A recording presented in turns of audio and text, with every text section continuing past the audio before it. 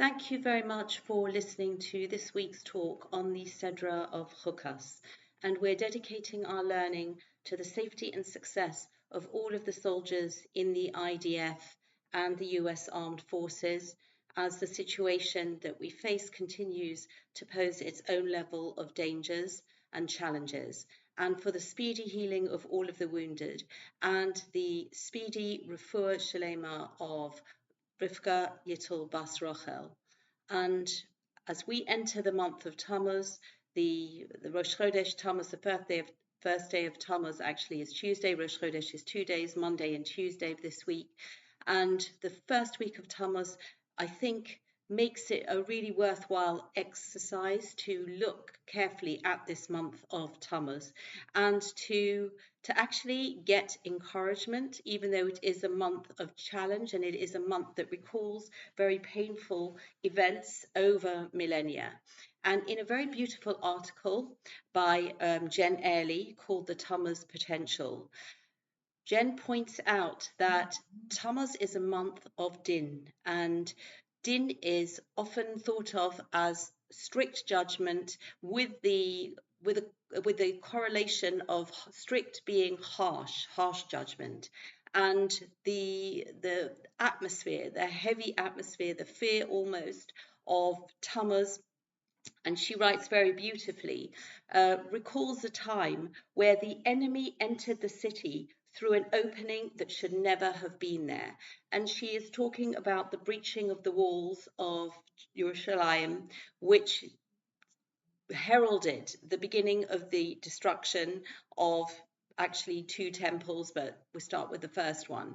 And this is actually a reflection of the lack of the disunity that showed that was the breaching of the walls was the physical manifestation of the breaching of our achdut, of our unity, of our spiritual development. And this is the symbol of the month of Tammuz. And this is something that we need to start looking at in a different way, instead of being terrified by the memories of so many disasters that happened around this time of year, but to actually see it as an opportunity. It's a time that Hashem is, as it were, lovingly refusing to let us ignore the truth of what is going on, and giving us the tools, as always, to be able to manage it and to come through it. And I think that perhaps we need to have an injection of this positivity, because if you believe that repair is not possible, then it becomes a self-fulfilling prophecy. And it doesn't mean a head in the clouds, unrealistic way of thinking that we can all suddenly mend, as if a magic wand has soldered all the cracks together and taken away all the problems. But in a very beautiful suggestion of how we can actually coexist with our differences and not let them fracture us. There is a pasuk in Tehillim, which is chapter 25, Psalms 25, verse 11. And the verse says, Chesed ve'emes nifgashu, kindness and truth met, tzedek v'shalom noshoku, justice and peace kissed. And usually we could think that if you're practicing chesed, if you're practicing loving kindness, then perhaps that might not be compatible with truth. And similarly, if we have tzedek, that we have this concept of austere justice, very, very straight, exactly what is completely right, then that's not necessarily compatible with shalom. But David HaMelech is actually, by describing it in this way, that they come together. And Jen again phrases it so beautifully when she says, where truth becomes compassionate and peace becomes honest. And I think that as we navigate the current events, which are so reminiscent of years gone by, of times when there was dissension, when there were fractures, and look to this pasuk of Tehillim and think, how can we come together? How can we find that common ground? How can we express our differences in a kind and compassionate way without sacrificing values and standards, yet still doing so in a way that brings unity rather than shatters unity? And really, this perhaps is the gift of Tammuz. And it was very telling. I saw a few days ago on Arutz Israel National News, that in a survey that a majority, was 55% of people in Israel, are actually more worried about the internal dissent than they are about the threat from Iran. And it is very easy to think that the threat from Iran has certainly not been dealt with, and yet that is not our biggest problem. And it actually gave me hope to read the results of that survey, because I think that the first step to dealing with a problem is being aware of it. And then, obviously, you have to take the next step. But at least when we are aware, when the majority of people know that that is our number one, in inverted commas, enemy, that is the first issue that we need to take care of, then I think that we are, please God, on the route to absorbing the messages of Tammuz and in so doing, remedying them. And as we look at this week's Sedra of Chukas, as always, replete with so many interesting, relevant sections that only as we live them do we actually make connections of perhaps verses that we've been learning for many years, and suddenly we see that they are current events.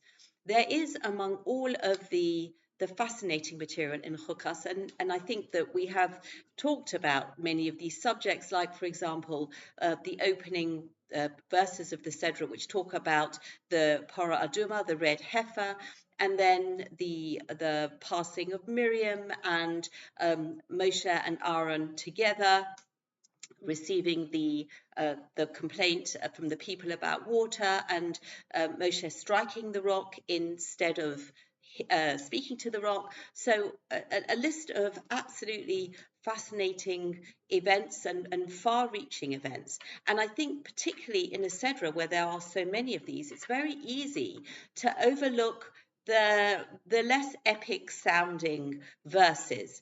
And by this I'm referring to the section in Chukas, which actually begins with the Shishi section of the Torah, and this is chapter 21, verse 10. Vayisu b'nei Yisrael, and b'nei Yisrael journeyed, vayachnu ba'ovos, and they encamped in Ovos, vayisu me'ovos, vayachnu be'ie ha'avarim, and they journeyed from Ovos and they encamped in Ie ha'avarim, b'midbar, in the wilderness, asher al pnei Moab, that is on the face of Moab, mimizrach hashamash, to the east where the sun rises. Misham nasaru v'yachanu Benachal Zored, and from there they travelled and they encamped along the Zered brook. Misham Nasor Vayachnu Me'ever Arnon, and from there they travelled and they encamped along the side of the Arnon, Asher Bamidbar, which is in the desert. Hayotse Migvul Ha'emori, that comes out of the Amorite border. Ki Arnon Gvul Moav Ben Moav Uvein Ha'emori, because Arnon is the Moabite border between Moab and the Amorites. Al Kain Yeomer B'Sefer Milchamos Hashem. Therefore, it is said in the book of the Wars of Hashem, Es Vohev B'Sufa B'Es Hanacholim Arnon. He gave the gifts. He gave a gift of miracles at the reeds and at the valleys of Arnon. The blood was spilling into. Okay, we'll stop there. And miracles at the valley of Arnon. Now, firstly, to remember and to also dedicate this learning in memory of Arnon Zamora, Arnon ben Reuven, and he was the heroic soldier who gave his life at this time of year. It was actually on the 2nd of Sivan, at the 8th of June, 2024. This was a rescue of 4 live hostages, where a commando unit backed up by all different sections of the IDF went into the Nuseirat refugee camp, and with the intelligence, they knew where the hostages were. And in the rescue of Noah Argamani, Arnon Zamora, who was the head commando of this Yamam unit, he lost his life miraculously. There were no other fatalities, and I don't say only he died, because each person who is killed is a world, is a universe, and irreplaceable.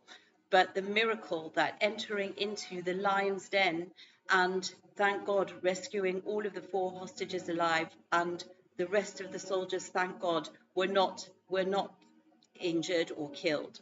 So with gratitude for that, and remembering his heroism, and finding it uncanny that the word Arnon is mentioned 3 times in this section, in the and we remember the event that happened around this time of year. In the 2 verses 13 and 14, we actually have the name Arnon mentioned 3 times. And if that isn't an epitaph in the Torah, if that isn't asking us to remember Arnon, the hero of our times. And I think it's fascinating, because when we read these verses, you could be forgiven for overlooking them, for thinking it's just a travelogue journey from here to there. But actually, Rashi, quoting the Midrash, sees that it is a reference to miracles that happened that the children of Israel were not even aware of. And we could use this as a message to ourselves, for us to try and tune in to so many miracles in our life. Yes, we can acknowledge the open miracles that you don't need to be a professor to appreciate, that this was completely against the laws of nature. But somehow in our so-called everyday lives, to see the saving of Hashem in ways that, as we go along our days, as we live our lives, that we can actually walk along a valley, a deep gorge, which is the event that is referenced here. And the Medrash tells of a miracle that as the Bnei Israel were walking through the gorge, unbeknownst to them, at the top of the mountains on either side, the Amorites were excavating caves and hiding in them, and waiting to rain down boulders, and in this way decimate the people of Israel. And Hashem made a miracle happen, that the 2 mountains moved together at the top level, and the protrusions from one mountain entered into these excavated caves in the other, and in so doing squashed the Amorites. And this only became apparent later, when actually the remains came of these Amorite people came up in the well. And this is as I was learning this Rashi, I read in the paper, as the current peace deal, the memorandum of agreement that has been signed between the United States and Iran, and the journalist was saying that the Iranians have been taking their enriched uranium and hiding it in caves, and sealing off the entrances and blowing up the tunnels and doing all sorts of things. And as I'm reading these words, I'm thinking, it may seem very bleak that a terror state has been seemingly rewarded for its aggression on the world stage. This is about humanity. This is about actually trying to bring some level of justice to people who seek destruction of humankind of all description, from their own to the wider world. but actually to see that just like we have this recollection, and we have the rather enigmatic phrase in the Book of Wars of Hashem, and this is actually called out in verse 14. Al Kain Ye'omar B'Sefer Milchamos Hashem. About this it will be told in the book of the wars of Hashem. And according to Rav Shimshon Raphael Hirsch, this is a book that we don't have possession of at the moment that talks about the wars of Hashem. And all of this actually, at this particular point, led the Bnei Yisrael for the first time since they sang the Song of the Sea 40 years prior. And when they sang the Song of the Sea, they joined in together with Moshe Rabbeinu. Moshe Rabbeinu led Oz Yosher Moshe Uvnei Yisrael, and they then followed his lead. But here it says in verse 17, Oz Yosher Yisrael es Hashira Hazos. Then they, again, this formulation, then they will sing this song. And Ale Be'er Enula, rise up well, raise your voices in song to it. And really, this is the response of the Bnei Yisrael at the time, completely marking a transition point from following Moshe Rabbeinu. As in this Sedra, we have the demise of Miriam Hanaviah, Miriam the prophetess. We have the demise of Aaron HaKohen. We have the knowledge that Moshe Rabbeinu is not going to lead the people into the land of Israel. He too will pass outside of the land of Israel. Yet this is the time that the Bnei Yisrael access the deepest points within them. They realize that there are miracles, that Hashem is saving us on an ongoing basis the whole time. And they respond with this overflowing outburst of Shira.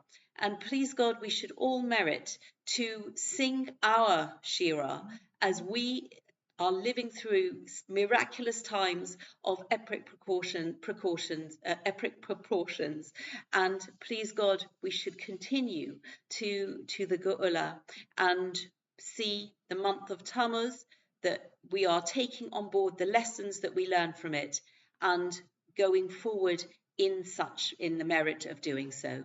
Thank you very much for listening. Wishing everybody Chodesh Tov and Shabbat Shalom.